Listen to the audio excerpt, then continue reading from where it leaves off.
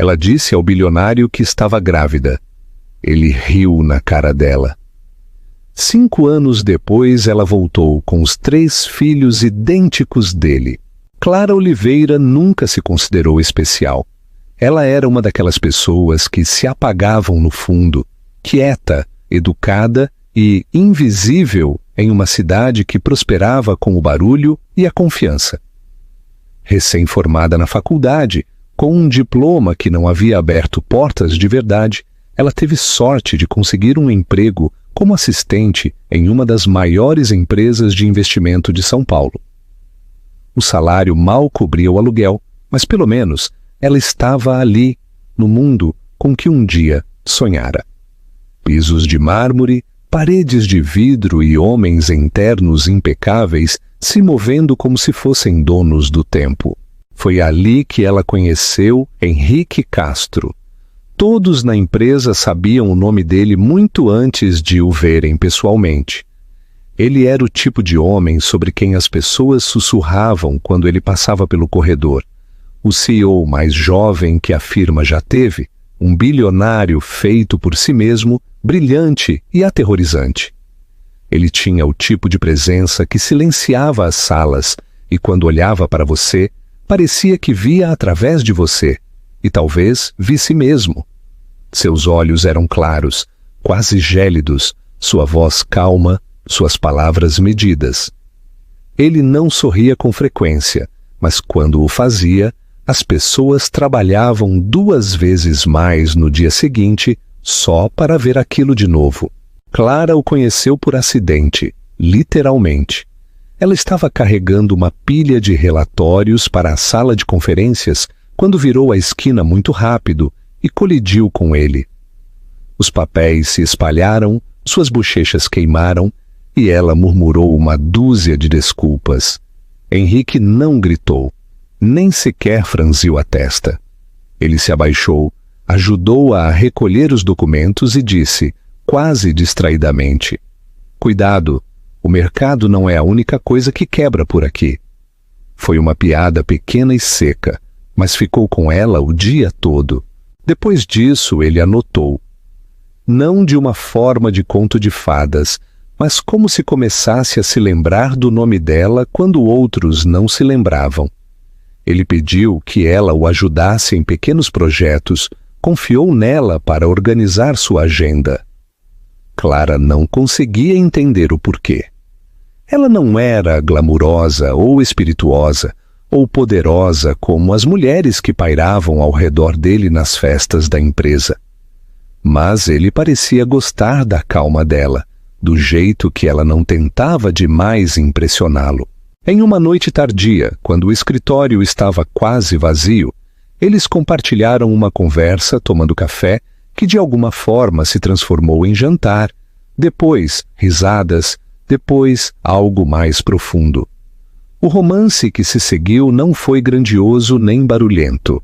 Foi quieto, privado e frágil, construído em momentos roubados e longas noites em que ele abandonava a armadura que usava na frente do mundo. Ele lhe falava sobre a pressão, a insônia, a fome constante de se manter no topo. Ela ouvia. "Você me faz sentir humano de novo", ele disse uma vez, meio adormecido, a cabeça apoiada no colo dela. E ela acreditou nele. Ela acreditou que sob seu exterior frio havia um calor destinado apenas a ela. Semanas viraram meses. Clara tentava não sonhar muito à frente, mas era impossível não fazê-lo. Ela imaginava acordar ao lado dele sem medo, fazer parte do mundo dele, talvez até construir uma família um dia. Então, quando o teste de gravidez deu positivo, seu coração tremeu, não de medo, mas com uma alegria tímida. Parecia uma prova de que o amor deles era real, que algo bom havia surgido de toda a incerteza. Ela foi ao escritório dele uma noite após o trabalho, o coração palpitando, as mãos tremendo levemente. Ele estava sentado atrás de sua mesa, lendo algo em seu tablet, as mangas arregaçadas, as luzes da cidade entrando pelo vidro atrás dele. Ela sorriu nervosamente, disse que precisava conversar. Quando ela finalmente disse as palavras, "Estou grávida", o mundo pareceu prender a respiração. Por um momento, Henrique não disse nada. Então ele se recostou, um sorriso lento, quase divertido, curvando seus lábios. "Você está falando sério?" ele perguntou. Ela assentiu. O riso dele foi quieto no início, depois mais nítido, mais frio. "Clara, você é uma garota doce", ele disse, levantando-se, andando ao redor da mesa como se a inspecionasse à distância. "Mas vamos ser realistas. Eu sou um CEO milionário. E você é? Quê? Uma assistente? Você acha que é assim que as coisas funcionam?" As palavras atingiram mais forte do que um tapa. Ela sentiu sua garganta se fechar. Ele não estava com raiva, e isso teria sido mais fácil de suportar. Ele estava indiferente, desapegado, como se ela tivesse lhe contado algo trivial, algo indigno de preocupação. Ela tentou falar, explicar que não havia planejado, que não estava pedindo nada, mas ele a interrompeu com um gesto da mão. "Resolva isso", ele disse simplesmente, "e não transforme isso em um drama. Você sabia o que era isso."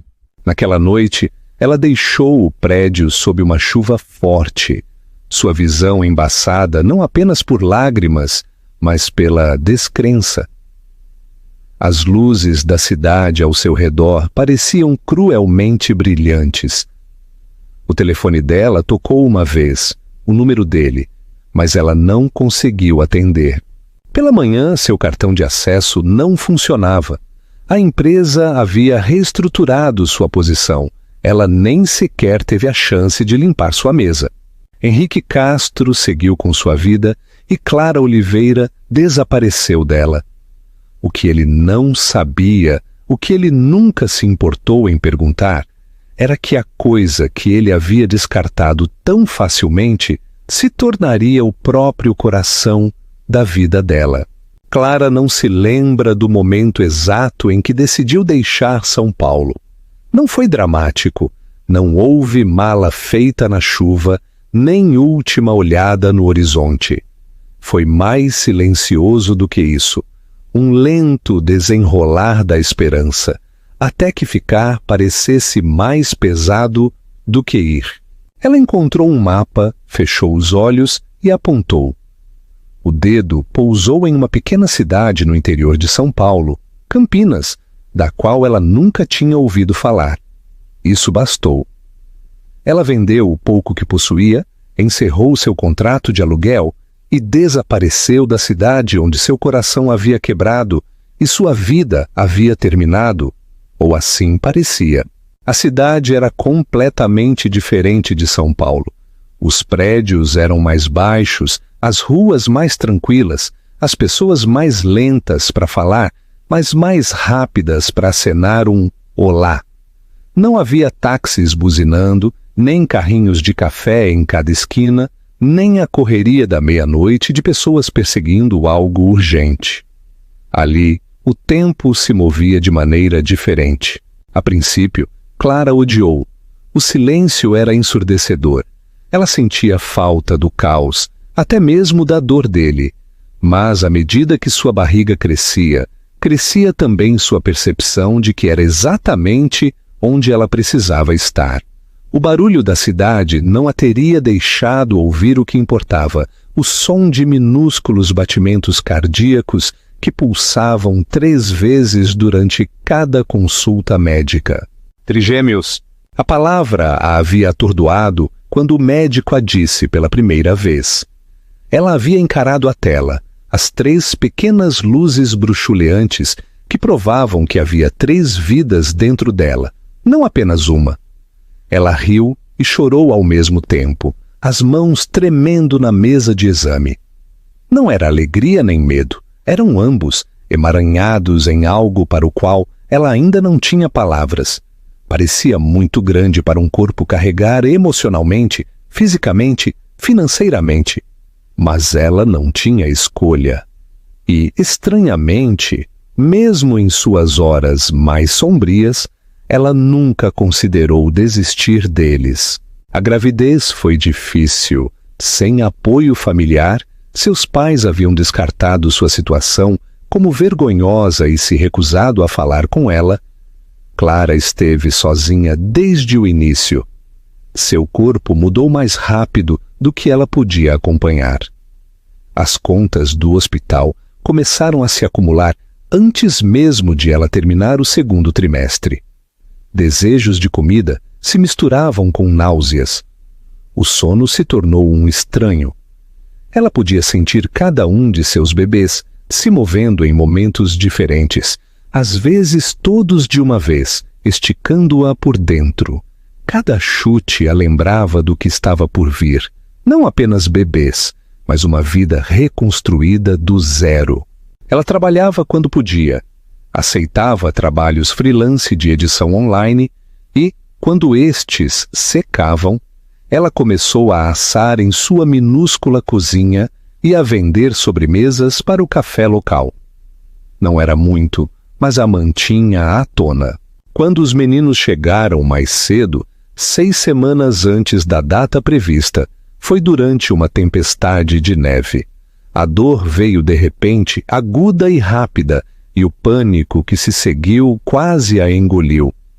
Ela foi levada às pressas para o hospital mais próximo, um lugar com luzes bruxuleantes e enfermeiras cansadas, e deu à luz 3 meninos prematuros, mas respirando: Pedro, Lucas e Matias. Os nomes vieram a ela como ecos, como se sempre estivessem esperando. Eles eram pequenos, muito pequenos, e tiveram que ficar em incubadoras por semanas. Clara os visitava todos os dias, pressionando a palma da mão contra o vidro, sussurrando para eles em meio a lágrimas, cantando canções de ninar desafinadas, mas cheias de amor. A dívida cresceu. Contas médicas chegavam como ameaças pelo correio. Clara racionava comida, vendeu seu laptop e andava para todos os lugares para evitar passagens de ônibus. O inverno lhe mordia a pele, mas ela agasalhava seus filhos em roupas de segunda mão e cobertores de tricô doados por vizinhos gentis. A cidade não fazia perguntas, oferecia ajuda de pequenas maneiras, uma torta gratuita deixada em sua varanda, um casaco pendurado em sua porta, um bilhete de um estranho dizendo que ela era vista, que era forte.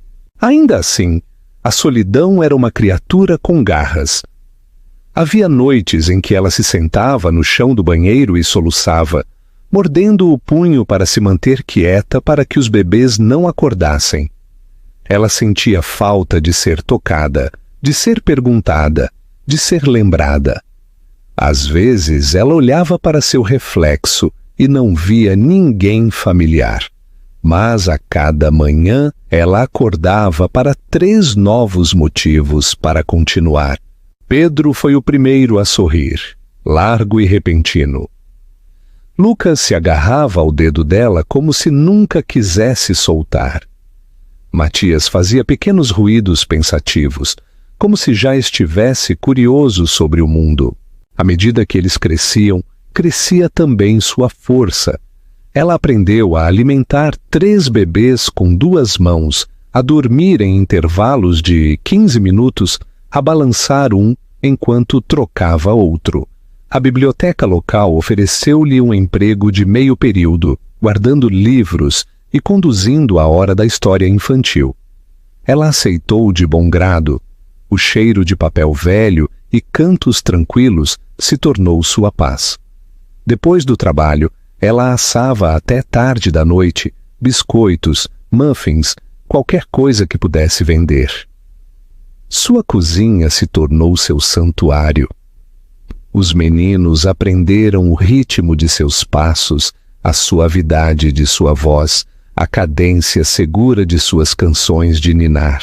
A vida não era fácil, nunca foi fácil, mas tornou-se suportável, depois gerenciável e, eventualmente, significativa. A dor de seu passado ainda permanecia, mas não a definia mais. Clara havia encontrado um tipo estranho e terno de alegria, não na vida que ela havia imaginado, mas na que estava construindo com suas próprias mãos. Cada joelho ralado que ela beijava, cada febre que ela acalmava, cada desenho bobo pregado na geladeira se tornava prova de que o amor não precisava vir de grandes gestos ou começos perfeitos. Às vezes vinha na sobrevivência, às vezes vinha no milagre silencioso de acordar, abraçar seus filhos e saber que você conseguiu mais um dia. Henrique Castro tinha tudo. Era o que o mundo dizia de qualquer forma. Seu nome aparecia em revistas de finanças, listas da Forbes e em telas brilhantes atrás de apresentadores de televisão que falavam sobre sua ascensão com uma mistura de admiração e inveja. Ele era o homem que transformava empresas moribundas em máquinas de bilhões de reais, imóveis, tecnologia, produtos farmacêuticos, seus dedos estavam em todo bolo lucrativo, e o que quer que ele tocasse parecia se multiplicar em valor. Ele era dono de uma cobertura com vista para o Parque Ibirapuera, várias casas de férias na Europa e um jato particular que não tinha logotipo, apenas uma anonimidade elegante. Mas não importava o quanto ele adquirisse, nunca parecia suficiente. Ele vivia de decisões rápidas e consequências mais rápidas. Toda manhã começava com uma enxurrada de e-mails e terminava com um copo de algo envelhecido e caro que ele mal provava. Mulheres vinham e iam, bonitas, equilibradas, sempre vestidas para fotos. Elas riam de suas piadas, tocavam seu braço durante eventos de caridade e desapareciam sem resistência quando ele parava de retornar às ligações. Ele não conseguia se lembrar da maioria dos nomes delas. Sua assistente mantinha uma lista, apenas no caso de ele precisar enviar um presente de aniversário ou flores. Raramente o fazia. O que ninguém via, o que ninguém sabia, era que, apesar do fluxo interminável de luxo e atenção, Henrique estava cansado. Cansado dos jogos, do barulho, da atuação. Cada vez que abria os olhos para uma nova manhã, era mais difícil afastar a sensação de que algo estava faltando, não algo material, não algo que ele pudesse comprar. Era mais profundo do que isso, quase como uma dor em seu peito que nunca passava completamente. Às vezes, tarde da noite, depois que as reuniões terminavam e o mundo se acalmava por algumas horas preciosas, ele se sentava na varanda de sua cobertura e pensava nela. Clara. O nome ainda trazia algo agudo e desconfortável à tona. Ele quase havia esquecido o rosto dela, mas no fundo, não de verdade. Ele ainda podia imaginar o olhar dela quando estava brava, o som de sua risada quando não pensava que ninguém estava ouvindo, a suavidade de sua pele sob seus dedos. Ela tinha sido diferente das outras, quieta, mas não entediante, gentil, sem ser ingênua. Ela não queria nada dele além de sua honestidade, e quando ele não conseguiu dar isso a ela, ela foi embora. Não, essa não era a verdade. Ela não apenas foi embora. Ele a havia empurrado, com força. Ele se lembrava da conversa, embora tentasse não se lembrar. O modo como ela ficou parada ali, tremendo, sua voz pequena, mas firme, dizendo-lhe que estava grávida. E como ele havia rido. Deus, ele odiava aquela memória. Na época, parecia a única coisa que ele podia fazer: rir, descartar, minimizar o pânico que lhe arranhava a garganta. Ele não sabia como responder a algo tão real, tão inesperado. Então ele esmagou-a. Disse a si mesmo que era necessário, que ele estava protegendo sua vida de entrar em parafuso. Mas, no fundo, alguma parte dele sabia que estava cometendo um erro, um que ele não podia, desfazer. Ele disse a si mesmo que ela ligaria, que ela voltaria e pediria apoio. As mulheres sempre faziam isso. Elas diziam que não queriam nada, mas, eventualmente, voltavam com advogados e ordens judiciais. Mas Clara nunca o fez. Ela desapareceu, sem e-mails, sem mensagens, sem telefonemas irritados, apenas silêncio, como se tivesse se apagado do planeta. No início ele ficou aliviado, depois curioso, depois confuso. Agora, anos depois, ele estava assombrado por isso. Ele nunca falava sobre ela. Nem para seu conselho, nem para seus amigos, se é que tinha muitos. Sua vida era construída em transações, não em conexões. Mas quando ele fechava os olhos, a voz dela ainda ecoava em lugares que ele pensava ter silenciado há muito tempo. E o pior era que ele não sabia para onde ela tinha ido ou o que havia acontecido com ela. Ele procurou uma vez, discretamente, contratando um investigador particular por um mês, mas eles não encontraram nada de útil. Ela havia sido meticulosa, mudou de endereço, desconectou números. Ela realmente queria desaparecer. E conseguiu. Henrique tentou se enterrar no trabalho de novo e de novo. Negócios maiores, empreendimentos mais arriscados. Ele compareceu a todos os eventos para os quais foi convidado, jogou dinheiro em instituições de caridade, comprou arte de que nem gostava. Ele preencheu seus dias com barulho. Mas o silêncio sempre voltava. E quando ele passava por parquinhos ou ouvia a palavra pai em conversas, algo profundo em seu estômago se contorcia. Ele não sabia por que continuava pensando na criança. Talvez porque houvesse uma possibilidade, por menor que fosse, de que algo dele tivesse ficado para trás. Ele não queria uma família naquela época, mas agora o pensamento de que ele poderia ter uma, sem sequer saber disso, o atormentava. Ele não acreditava em destino, mas ele acreditava em consequências. E esta, ele temia, estava finalmente o alcançando. Cada vez mais ele se pegava distraído. Durante as reuniões, sua mente divagava. No meio de encontros, ele de repente se lembrava do olhar no rosto de Clara naquela noite em seu escritório. Um arrependimento frio se agarrava a ele como uma segunda pele. E quando ele olhava no espelho, às vezes não reconhecia o homem que o encarava. Os ternos eram os mesmos. O rosto não havia envelhecido muito, mas o vazio havia se tornado mais alto. Não havia mais nada para perseguir. Ele tinha tudo. E, no entanto, tudo o que ele conseguia pensar era no que ele poderia ter perdido. 5 anos haviam se passado, mas Clara ainda se lembrava de como era entrar em uma sala e não ser vista. Não porque ela fosse tímida ou esquecível, mas porque ela havia aprendido a se dobrar nas bordas do mundo, a evitar a atenção. Mas naquela noite era diferente. Naquela noite, ela usava um longo vestido azul que havia emprestado de uma amiga, uma peça suave e esvoaçante que a fazia se sentir brevemente como alguém que pertencia a um lugar grandioso. Seu cabelo estava preso frouxamente, seus brincos eram de segunda mão e seus saltos tinham 2 anos, mas nada disso importava. Ela estava ali pelos meninos.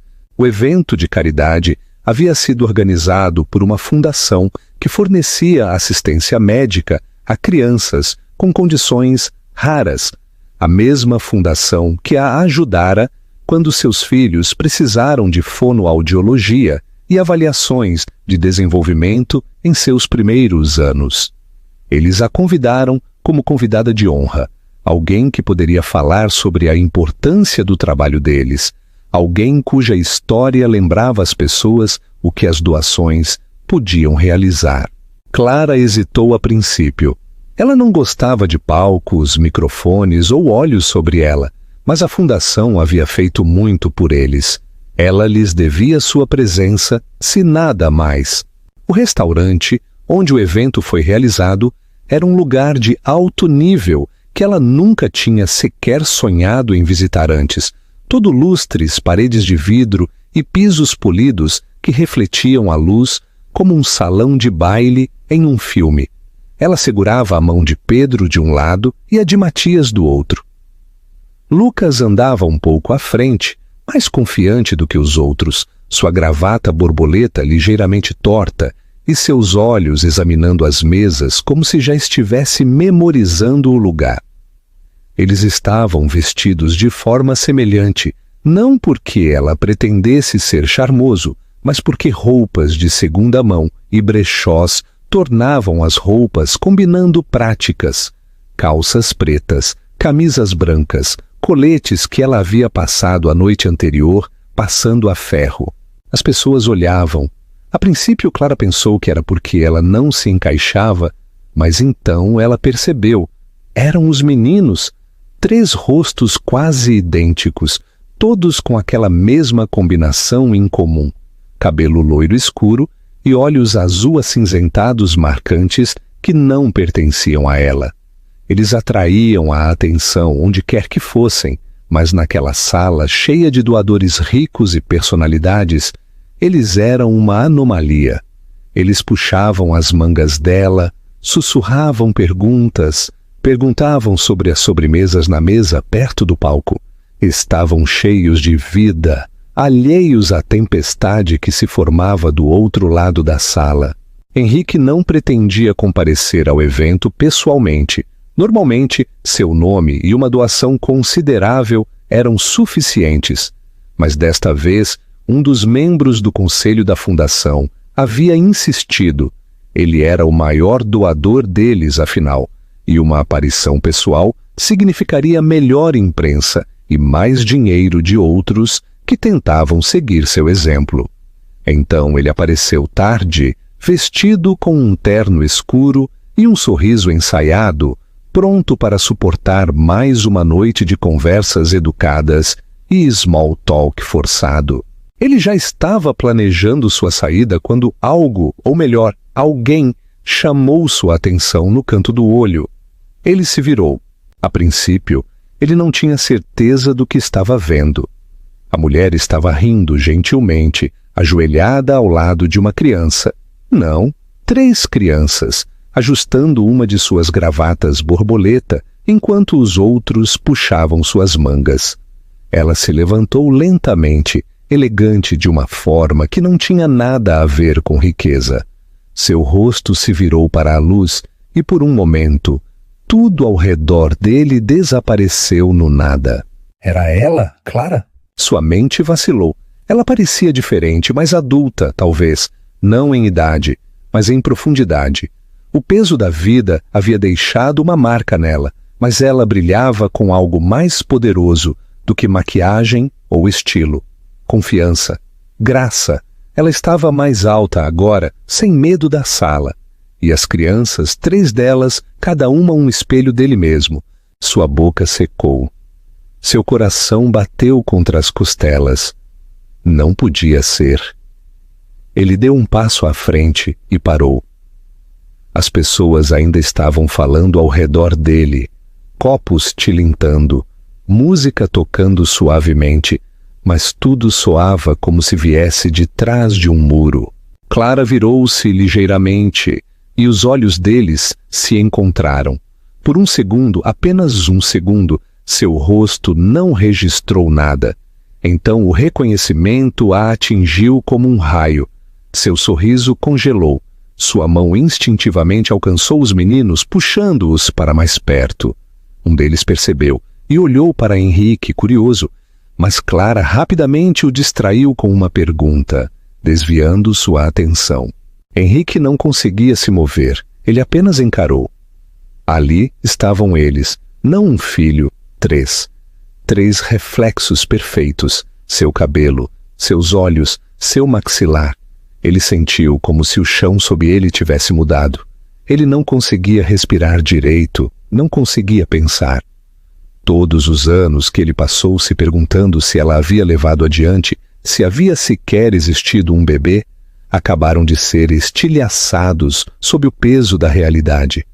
Ela não apenas teve o filho dele, ela criou 3 filhos, sozinha, sem ele, sem uma palavra. Clara desviou o olhar. Ela não caminhou em direção a ele. Ela não sorriu.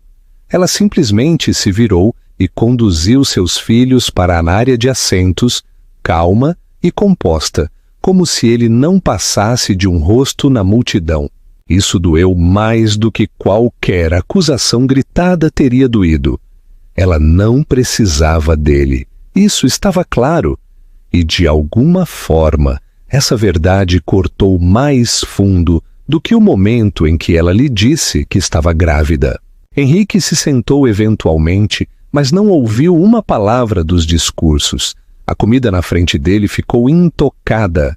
Seus olhos permaneceram fixos em Clara, nos meninos, tentando juntar a história dos anos que ele havia perdido. Ele pensou em todas as salas de reuniões em que se sentou, todas as noites que preencheu com vitórias vazias. Enquanto ele estava correndo atrás de mais, ela estava construindo algo real. Ele não sabia como processar. Ele só sabia de uma coisa com certeza. Ele nunca mais seria o mesmo. Henrique não dormiu naquela noite. Após o evento de caridade, ele voltou para sua cobertura. Mas o silêncio do espaço parecia diferente agora. Não pacífico, não espaçoso, apenas vazio. Ele ficou na janela, observando as luzes da cidade piscarem, o horizonte se estendendo à distância, e tudo o que ele conseguia pensar era no que havia visto. 3 meninos, seus filhos, Clara. Os últimos 5 anos se desenrolaram sem ele, e, no entanto, a prova desses anos perdidos estava a poucos metros de distância, vestida com coletes e curiosidade, de olhos arregalados, carregando seu rosto como se a natureza tivesse pegado um projeto e o copiado 3 vezes. Os meninos tinham seus olhos, sem dúvida, e isso era o que mais o assombrava. Eles não apenas se pareciam com ele. Eles carregavam seu sangue, seu nome, mesmo que ainda não soubessem. Por dias, Henrique não conseguia se concentrar. Reuniões se misturavam, palavras viravam estática. Sua mente se recusava a obedecer seus comandos. Era como se uma barragem tivesse rachado em algum lugar dentro, e tudo o que ele havia empurrado para baixo por anos estava voltando com força implacável. Ele sempre se orgulhou do controle. Ele controlava mercados, pessoas, salas de reuniões, resultados. Mas isso era algo sobre o qual ele não tinha poder. Clara havia vivido uma vida inteira sem ele. Ela não apenas sobreviveu, ela criou 3 meninos em pequenos seres humanos brilhantes, alegres e bonitos. E ele nem sequer sabia os nomes deles. Ele sabia que não poderia abordá-la naquela noite. Não com doadores por perto, não com câmeras e olhos curiosos. Ela não o olhou como um homem que ela costumava amar ou odiar. Ela o olhou como um estranho. E pior, como uma ameaça. Isso ardia de maneiras que ele não esperava. Ele uma vez a fez rir em elevadores, a fez suspirar em seu peito. Agora, ela nem sequer o deixaria perto de seus filhos. Seus filhos. Na semana seguinte, ele encontrou o endereço dela. Não foi difícil. Ele tinha recursos que a maioria das pessoas não tinha. Mas ele não bateu na porta dela. Ainda não. Em vez disso, ele dirigiu até a pequena cidade na divisa de São Paulo, Campinas, onde ela agora vivia. Não era nada parecido com a cidade. Sem arranha-céus, sem carros pretos, sem cafés expresso com cardápios de couro. As ruas eram ladeadas por árvores desbotadas, crianças em bicicletas, cães perseguindo folhas. Parecia o tipo de lugar para onde as pessoas iam para desaparecer, ou talvez para curar. E no meio estava Clara, caminhando pela calçada com uma sacola de supermercado de papel, seus meninos pulando à frente, o riso deles soando como música que ele não sabia que sentia falta. Ele observou à distância primeiro. Ele se odiava por isso, mas não conseguia evitar. Ele estacionou a alguns quarteirões de distância da casa deles e sentou no carro por horas, às vezes apenas para vê-los caminhar até a escola ou voltar do parque. Eles estavam cheios de energia, constantemente se movendo, constantemente falando. Pedro gostava de pular sobre as rachaduras da calçada. Lucas carregava um caderno, rabiscando coisas como um detetive em miniatura. Matias fazia perguntas que ninguém conseguia responder, o tipo de perguntas selvagens e curiosas que faziam Clara rir e bagunçar o cabelo dele. Henrique era um estranho para tudo isso, observando-os como um homem olhando, através de uma janela de vidro, para um mundo no qual ele não merecia entrar. Mas isso não o impedia de voltar. Ele começou a aprender as rotinas deles. Escola às 8, os turnos de Clara na biblioteca durante o dia, caminhadas noturnas, sorvete às sextas-feiras. Ele a observava conversar com vizinhos, consertar a jaqueta de um menino, carregar outro quando ele adormecia em seu ombro.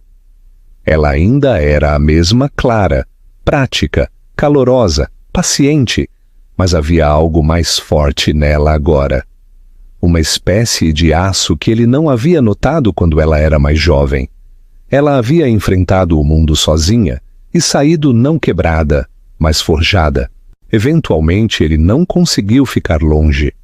A primeira vez que ele falou com ela novamente foi no estacionamento da escola. Ela estava colocando mochilas no carro quando ele se adiantou.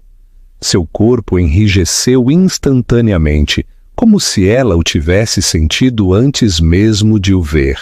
Os olhos dela se estreitaram, guardados, calculistas. Ela disse aos meninos para esperarem no carro. Então ela se virou para ele. "O que você está fazendo aqui?" A voz dela não era raivosa, mas também não era gentil. Ele queria dizer tudo de uma vez. "Eu não sabia. Eu estava errado. Sinto muito. Eles se parecem comigo. Eu quero fazer parte da vida deles. Eu quero saber os nomes, os sonhos, os medos deles." Mas nenhuma dessas palavras saiu corretamente. Em vez disso, ele disse algo seguro, algo fraco. "Eu só queria ver você. Eles." Clara não vacilou. "Você os viu, agora vá." Ele não foi. Ele voltou no dia seguinte e no dia seguinte. Nem sempre para falar, mas apenas para estar perto. Eventualmente ela parou de mandá-lo embora com palavras e começou a usar o silêncio em vez disso. Foi uma melhoria. Ele começou a deixar coisas para trás, anonimamente, a princípio. Uma doação para a fundação que a ajudara. Um envelope deixado na escola, cobrindo um ano de materiais. Reparos feitos no sistema de aquecimento da biblioteca. Ele nunca assinava seu nome, mas ela sabia. Ela sempre soube. Ela o confrontou uma vez, perguntando se ele estava tentando comprar seu caminho para a vida deles. Ele disse que não. Ele disse que não esperava nada. Ele só queria ajudar. Ele não pedia para ver os meninos. Ele não pressionava. Em vez disso, ele tentou estar presente, nas margens, quieto, cuidadoso. E, eventualmente, eles o notaram. Lucas foi o primeiro a perguntar: "Por que aquele homem se parece conosco?" Clara não tinha uma resposta pronta, não na época, mas a pergunta permaneceu. Os meninos eram muito jovens para entender a história completa, mas eram espertos. Eles viam coisas. Eles começaram a acenar para ele quando ele passava.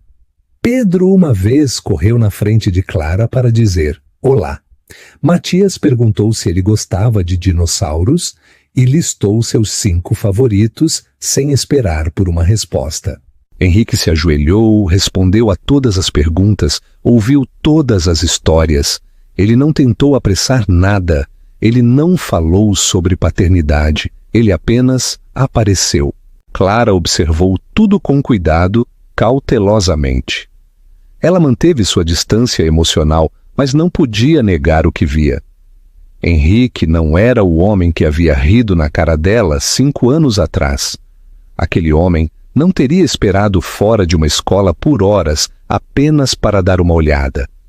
Aquele homem não teria consertado um cano vazando na biblioteca anonimamente. Aquele homem não teria comprado uma casa modesta a 5 quarteirões da dela e começado a passar mais tempo em uma cidade sem salas de reuniões ou imprensa. Este homem estava tentando, com cada ação silenciosa, compensar 1000 erros barulhentos. Eventualmente, ela concordou em deixá-lo se juntar a eles no parque. Depois, um jantar. Depois, uma peça escolar. Lentamente, dolorosamente, ele começou a formar uma presença na vida deles. Não como pai ainda, mas como algo próximo. Ele não dava isso como garantido. Ele não levava isso levianamente. Pela primeira vez em sua vida, Henrique Castro estava construindo algo que não podia ser calculado ou negociado. E a cada dia que passava, ele percebia que queria isso mais do que qualquer coisa que ele já havia possuído. Clara sabia que era hora de contar a eles. Ela havia adiado por semanas, até meses, sempre se convencendo de que eles eram muito jovens ou que não era o momento certo. Mas a verdade pesava em seu peito e ficava mais pesada a cada vez que seus filhos perguntavam quem era o homem, aquele que às vezes esperava perto dos portões da escola, que aparecia em eventos de fim de semana e ficava em silêncio no fundo, nunca muito perto, nunca muito longe. Não era mais apenas curiosidade. Pedro começou a desenhá-lo em seu bloco de rascunhos, sempre com os mesmos olhos azuis gélidos e postura rígida. Matias começou a acenar para ele como se fosse um jogo. Mas Lucas? Lucas tinha perguntas. Ele sempre tinha perguntas.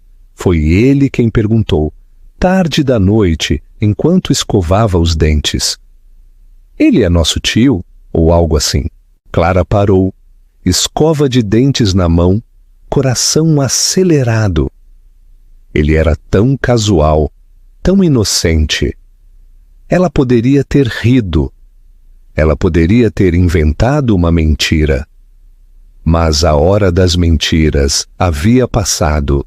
Naquela noite, depois de os aninhar na cama, ela se sentou na beira dos pés cobertos pelo cobertor e lhes contou a verdade. Ela começou devagar, cuidadosamente, escolhendo suas palavras como se estivesse andando em uma corda bamba. Ela lhes falou sobre São Paulo, sobre a vida que ela havia vivido antes de eles nascerem. Ela lhes falou sobre o pai deles, não como um vilão, nem como um mito, mas como um homem que havia cometido um erro terrível. Ela não chorou, embora sua garganta a apertasse. Ela não falou com amargura, embora o passado ainda doesse. Os meninos ouviram, cada um à sua maneira. Pedro brincou com um fio solto no cobertor, mas não interrompeu. Matias olhou para o teto, piscando lentamente. E Lucas, seu mais velho por 3 minutos, sua pequena alma antiga, sentou-se muito quieto e observou o rosto dela o tempo todo. Quando ela disse o nome dele, houve um longo silêncio. Lucas finalmente sussurrou.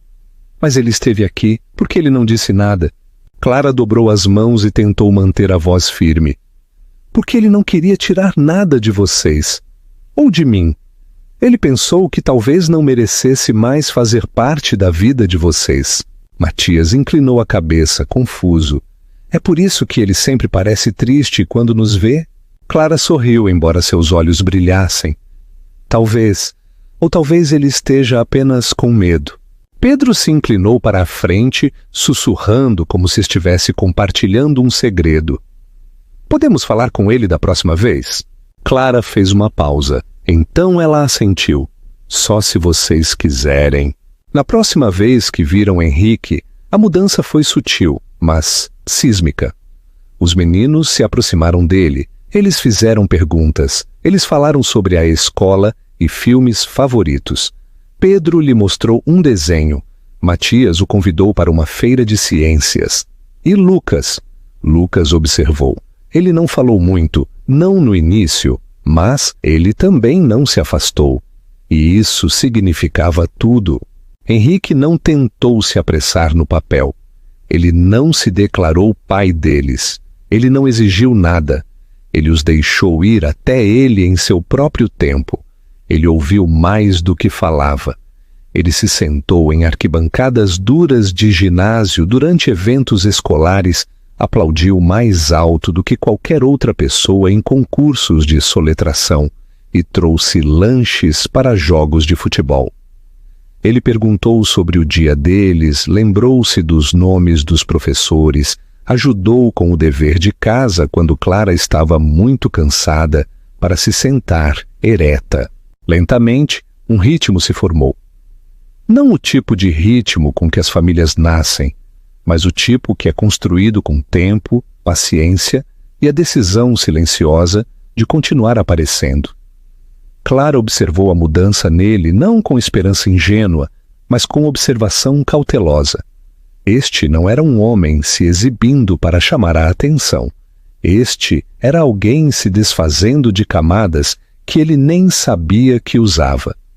Os ternos se tornaram menos sob medida, o telefone menos grudado em sua palma. Suas conversas mudaram de previsões trimestrais para histórias sobre dinossauros e quadrinhos. Ele começou a passar mais tempo na cidade deles do que na capital. Eventualmente, ele parou de retornar a São Paulo por dias a fio. Sua equipe aprendeu a se adaptar. Eles chamaram isso de liderança remota. Mas Clara sabia a verdade. Ele simplesmente parou de precisar do barulho. As pessoas em seu círculo social não entendiam. Alguns pensaram que ele estava passando por uma crise. Outros sussurravam pelas suas costas em eventos de arrecadação de fundos e networking. Ele mudou, diziam, como se fosse um diagnóstico. Henrique os ouvia, mas não se importava.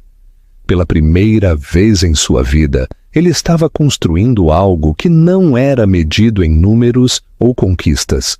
Era mais confuso. Exigia mais paciência do que ele jamais tivera. E importava mais do que qualquer outra coisa. Ele comprou uma casa modesta a apenas algumas ruas de Clara. Não uma mansão, não uma declaração. Um lar com pisos que rangiam e um quintal grande o suficiente para 3 meninos correrem soltos. A agente imobiliária parecia confusa quando ele recusou listagens de luxo. Ele apenas sorriu e disse: "Não é para mim, é para eles." Clara se viu dependendo dele mais do que esperava. No início, era apenas para buscar as crianças na escola quando o turno dela terminava à tarde. Depois, era para consultas médicas, planejamento de festas de aniversário, idas ao supermercado. Eles encontraram um equilíbrio, como peças de quebra-cabeça se encaixando lentamente. Eles ainda tinham suas diferenças. Argumentos surgiam às vezes, sobre parentalidade, sobre limites, sobre as cicatrizes deixadas para trás. Mas eles não eram destrutivos. Eles eram honestos. Os meninos começaram a chamá-lo de pai, não porque alguém lhes disse, mas porque a palavra começou a parecer certa. Lucas foi o último a dizê-lo. Aconteceu em uma tranquila tarde de domingo, durante um passeio pelo parque. Ele tropeçou e ralou o joelho. Clara correu, mas Henrique estava mais perto. Ele pegou o menino gentilmente, tirou a sujeira de suas mãos e disse: "Você está bem, amigão?" Lucas se agarrou a ele firmemente, enterrou o rosto no ombro de Henrique e sussurrou: "Obrigado, pai." A respiração de Clara ficou presa em sua garganta.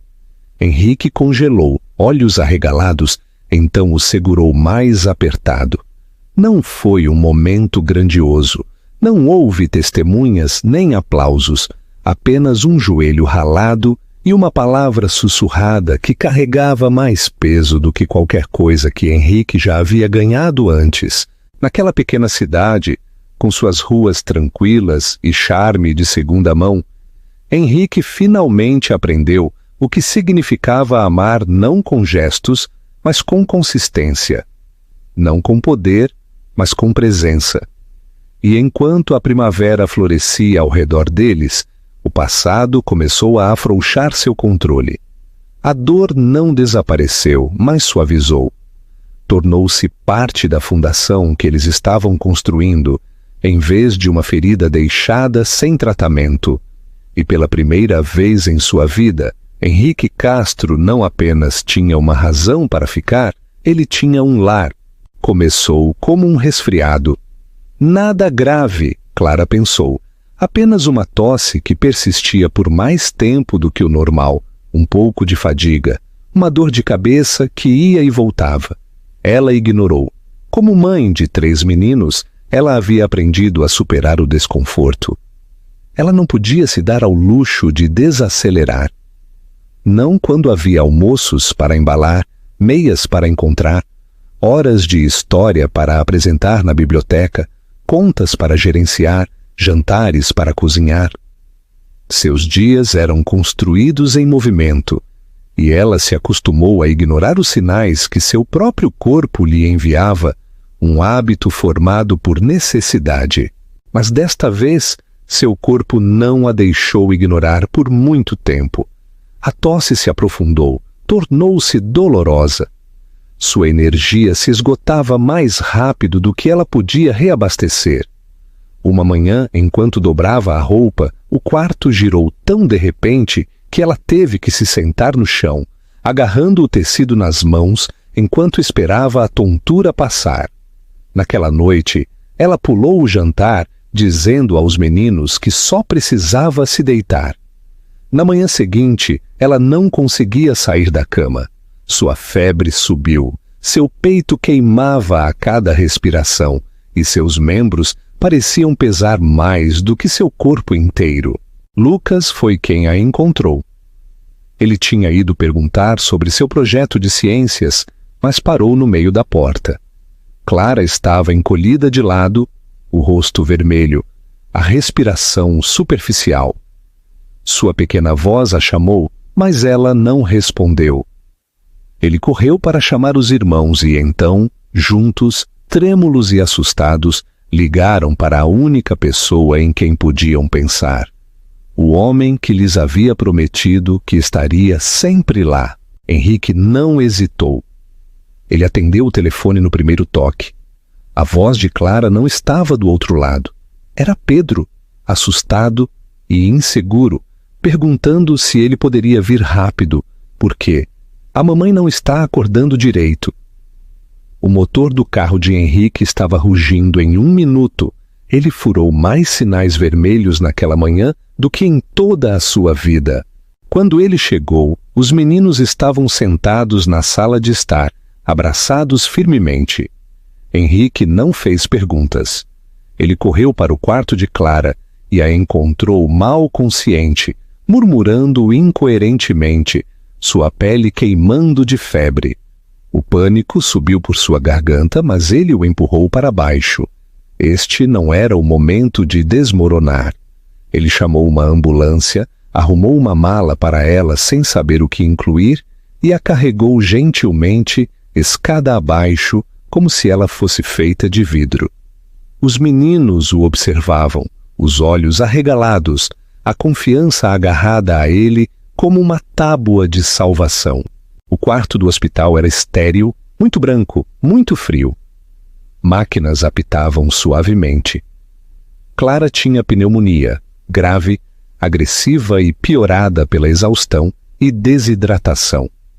Os médicos disseram-lhe que ela provavelmente ignorou os sintomas por semanas, talvez mais. Disseram que ela precisava de descanso, líquidos, antibióticos, monitoramento rigoroso.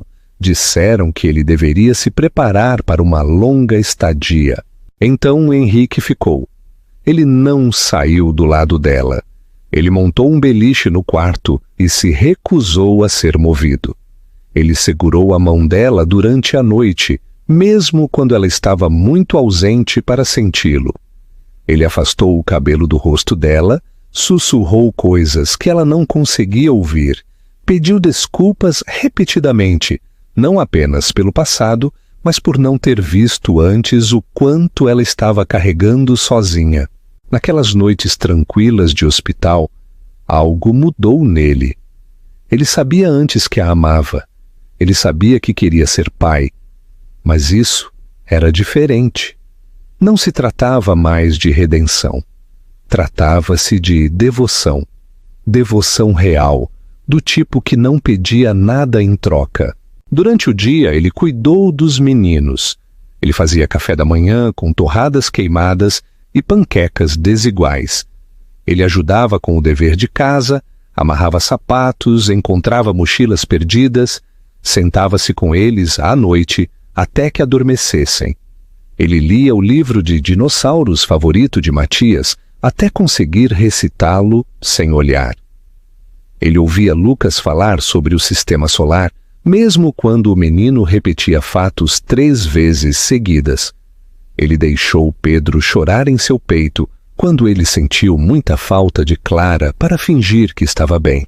Ele não tinha todas as respostas. Ele não era perfeito. Ele ainda estava aprendendo. Mas ele estava presente. Ele estava tentando. E os meninos começaram a depender dele, não porque lhes foi dito, mas porque eles queriam. Quando Clara finalmente acordou, seu corpo fraco e trêmulo, a primeira coisa que viu foi Henrique dormindo na cadeira ao lado de sua cama, a cabeça inclinada em um ângulo desconfortável, olheiras sob os olhos, sua mão ainda segurada na dele, mesmo dormindo. Ela não conseguia falar a princípio, ela não tinha forças, mas ela chorou.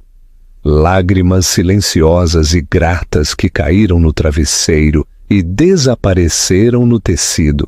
Quando Henrique se mexeu e viu os olhos dela abertos, ele também não falou. Ele apenas exalou como se estivesse prendendo a respiração por dias. Ele se inclinou, pressionou a testa na dela gentilmente e deixou o silêncio dizer o que as palavras não podiam. A recuperação foi lenta. Houve semanas de consultas de acompanhamento, medicamentos, instruções rigorosas.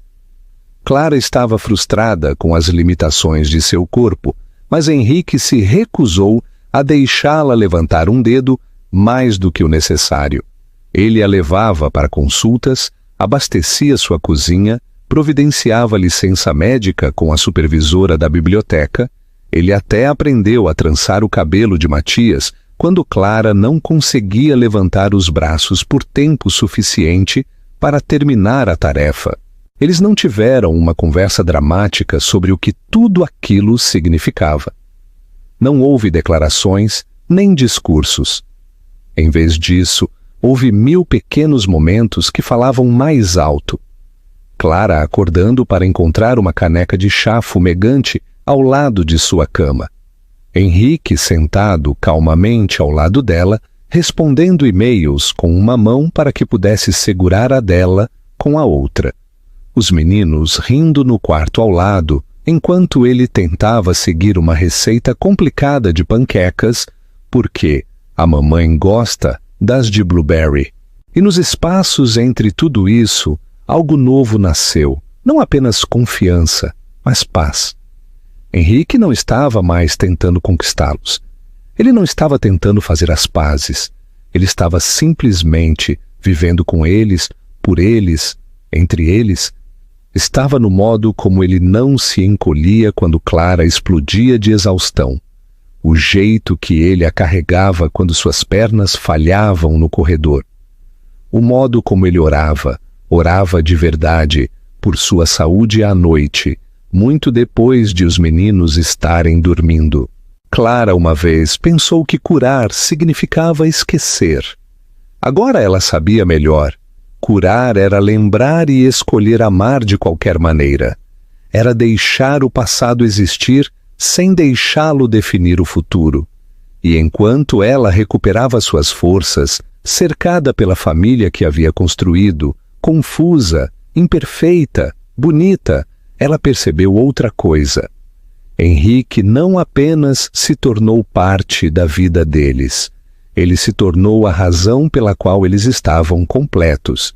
A primavera voltou como uma promessa, suave e lenta, derretendo as últimas crostas de neve dos telhados e acordando a terra com um calor cauteloso.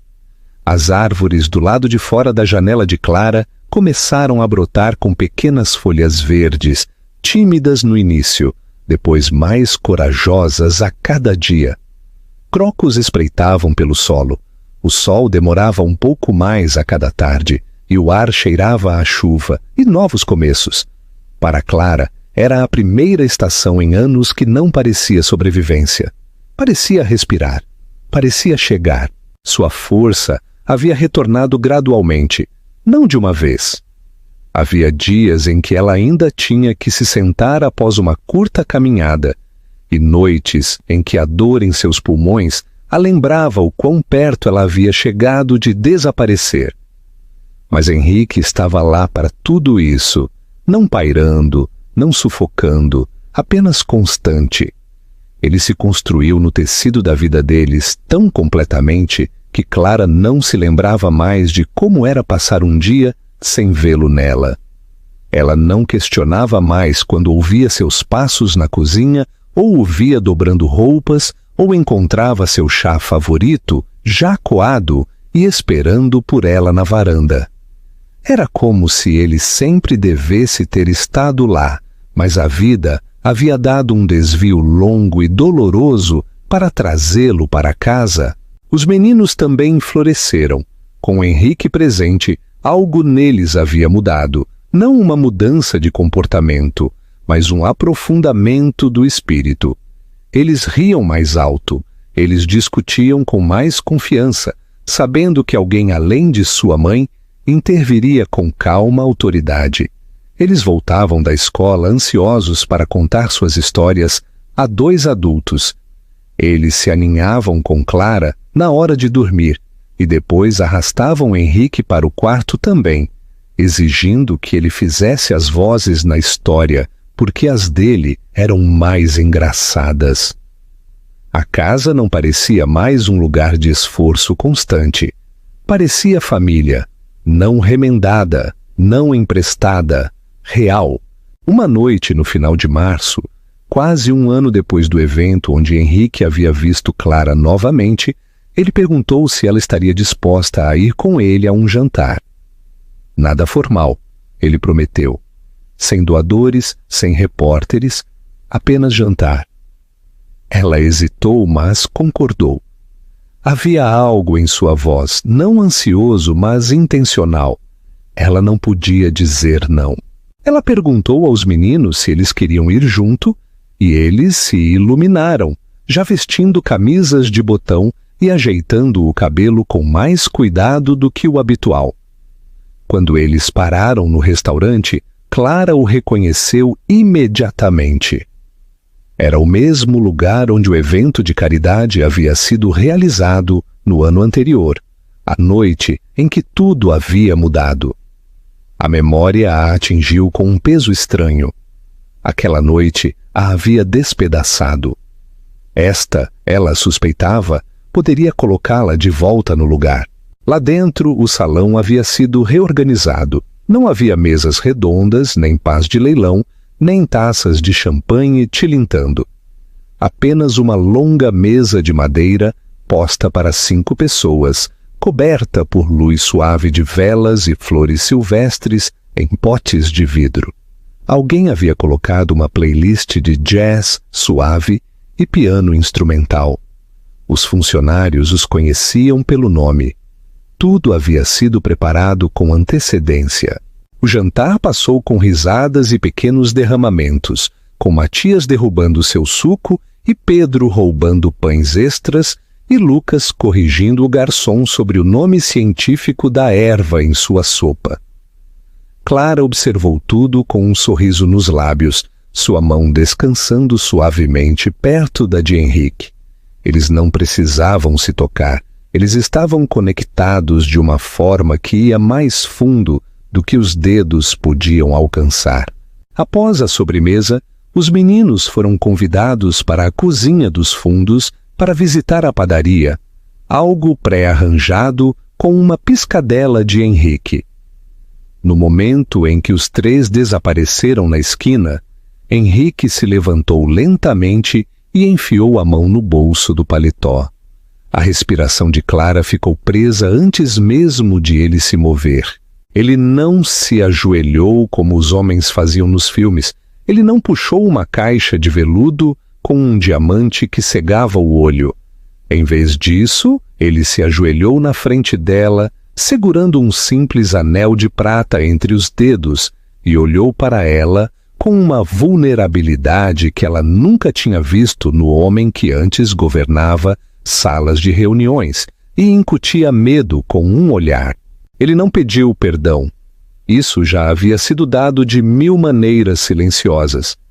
Ele não implorou por amor. Ele sabia que o tinha, embora nenhum dos dois tivesse falado as palavras em voz alta. Em vez disso, ele pediu uma chance de não reescrever o passado, mas de construir o futuro, junto com os 3 meninos que já o chamavam de pai sem hesitação. Sua voz não tremeu, mas havia algo cru nela. Eu não estou pedindo para você esquecer nada. Estou pedindo para você me escolher, agora, sabendo tudo o que você sabe. Eu quero ser seu parceiro, não seu resgate, não seu pedido de desculpas, apenas seu. Clara olhou para ele, olhou de verdade para ele. Não como o homem que uma vez partiu seu coração. Não como o estranho que ficou na beira de um pátio escolar meses atrás, mas como o homem que segurou sua mão durante a doença, que memorizou sua rotina de dormir, que apareceu quando mais importava. Ela não chorou, ela não hesitou, ela simplesmente assentiu, depois sussurrou uma palavra. Sim. Não houve aplausos, nenhum beijo dramático, apenas uma exalação silenciosa de ambos, como se algo pesado tivesse finalmente sido posto no chão, depois de ser carregado por muito tempo. Os meninos voltaram correndo para o quarto momentos depois, já no meio de uma discussão sobre quem tinha visto o biscoito maior na cozinha. Lucas notou o anel primeiro. Ele sorriu. Espera, vocês vão se casar? Clara riu, estendendo a mão para a de Henrique. Não, ela disse olhando para todos os 4. Estamos nos tornando uma família, oficialmente. Naquela noite, enquanto voltavam para casa sob o brilho pálido dos postes de luz, Clara olhou pela janela e pensou no quão longe todos eles haviam chegado. Os pedaços quebrados de seu passado ainda faziam parte dela, mas não a cortavam mais. Eles formavam um mosaico imperfeito e bonito, unido pelo perdão, pelo esforço e pelo amor que escolheu ficar. Eles não recomeçaram. Não houve uma página em branco, mas eles começaram de novo, de onde realmente importava, não no início, mas no ponto de virada. Onde o amor não grita, ele aparece. Onde a dor não encerra a história, ela reescreve o próximo capítulo.